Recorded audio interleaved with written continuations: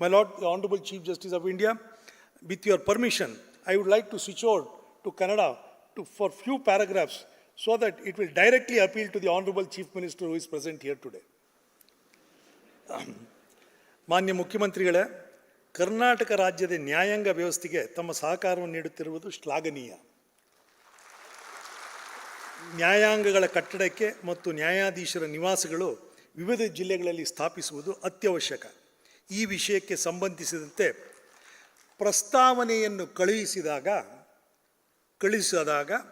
ಮಂದಗತಿಯಲ್ಲಿ ಅದರ ಬಗ್ಗೆ ರಾಜ್ಯ ಸರ್ಕಾರದ ಅಧಿಕಾರಿಗಳು ಸುಮಾರು ಬಾರಿ ಗಮನ ಹರಿಸಿರುತ್ತಾರೆ. ನಾವು ಈಗಾಗಲೇ ಹೇಳಿರುವಂತೆ ವರ್ಷಂಪ್ರತಿ ವ್ಯಾಜ್ಯಗಳು ದಾಖಲಾಗುತ್ತಿರುವುದು ಹೆಚ್ಚಾಗುತ್ತಿದೆ. ಪ್ರತಿ ವರ್ಷ 23ರಲ್ಲಿ 17 ಲಕ್ಷ ಇದ್ದಿದ್ದು 25ರಲ್ಲಿ 22 ಲಕ್ಷ ಆಗಿದೆ. ಹೊಸ ಕಾನೂನುಗಳು ಮಂಡನೆ ಆಗುತ್ತಿದೆ ಮತ್ತು ಆ ಕಾನೂನು ಅಡಿಯಲ್ಲಿ ನ್ಯಾಯ ವಿತರಣೆ ಮಾಡಬೇಕಾಗುತ್ತದೆ.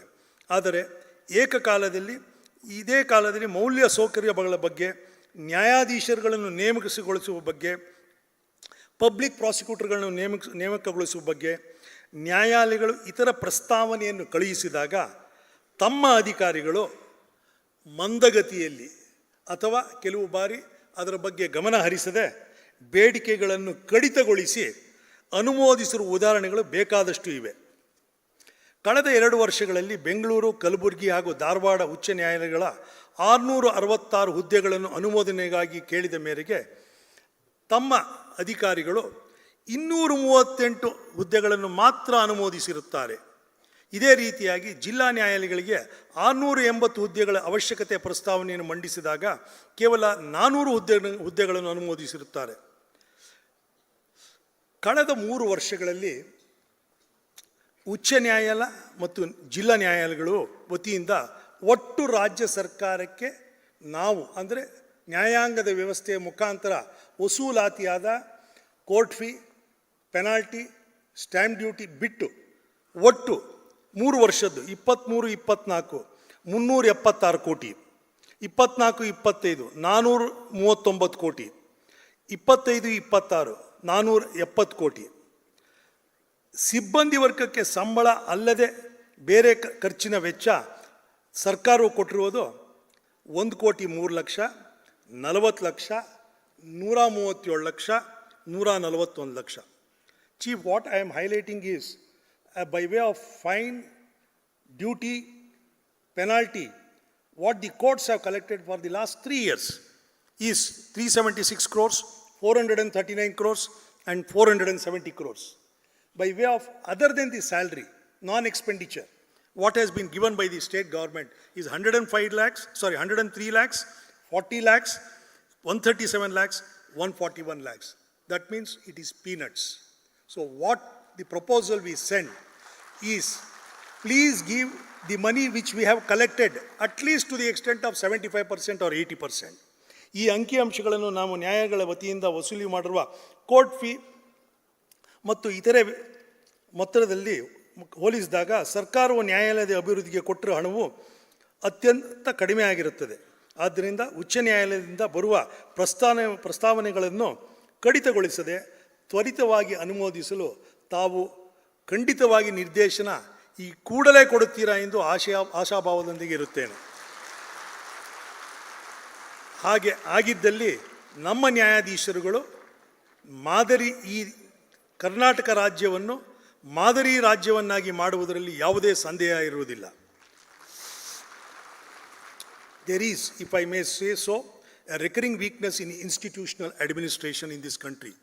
The assumption that what is evolved in Delhi is necessarily fit to be prescribed to the rest of India. That assumption is misplaced. Delhi is equally important, but Delhi is not the measure of India. What may appear efficient in Delhi may, when mechanically transported elsewhere, prove unsettling, alien, and even counterproductive. Judicial institutions do not become stronger when they are asked to imitate reflexes that are not their own. Karnataka does not need borrowed habits of authority. It does not need reform by administrative overrun. It needs reform that understands its own traditions, respects its own bar, trusts the experience of its own district judiciary, and proceeds by consultation, calibration, and institutional ownership.